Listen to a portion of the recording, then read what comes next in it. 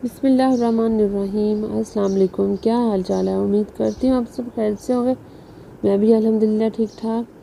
जी, आज मैं बनाने जा रही हूँ बीफ का कौरमा, जिसके लिए 1 kg के करीब लिया था मैंने बीफ। एक मुनासिब साइज़ का प्याज था, 2 अदद टमाटर थे, लहसुन, अदरक, इलायची, दालचीनी।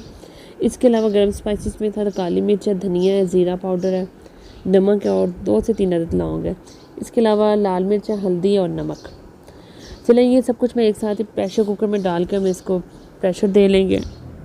ये देखिए, इस दफ़ा मैं टमाटर भी ऐड कर रही हूँ। नहीं तो इसके अलावा आपने मेरी देखी होगी रेसिपी जिसके अंदर मैं टमाटर और अदरक बाद में ऐड करती हूँ, लेकिन इसमें मैंने सब कुछ एक साथ डाल दिया। लहसुन, अदरक, टमाटर, प्याज सब कुछ एक साथ डाल के इसे प्रेशर दे लेंगे।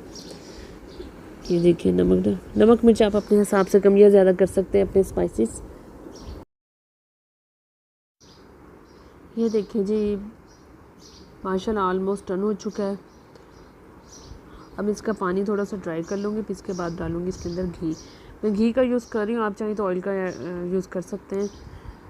तो घी डालने के बाद मैं इसको अच्छी तरह भून लूँगी। अभी अंदर इसके थोड़ा सा लिक्विड है। ये देखिए जी, यहाँ पे माशाल्लाह लिक्विड बिल्कुल ख़त्म हो चुका है।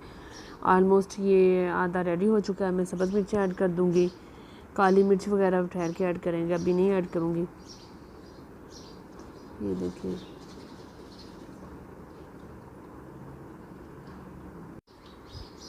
अब मैं ऐड कर दूँगी ड्राई स्पाइसेस, जिसमें धनिया, काली मिर्च और ज़ीरा है।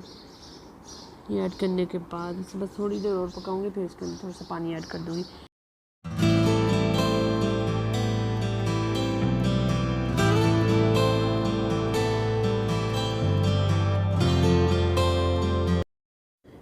ये देखिए जी, माशाल्लाह मेरी रेसिपी डन हो चुकी है। मैंने सब्ज़ धनिया के साथ सर्व की थी।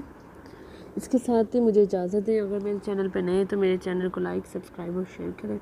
अपनी दुआओं में याद रखिएगा। अपना बहुत ज़्यादा ख्याल रखें। अल्लाह हाफ़िज़।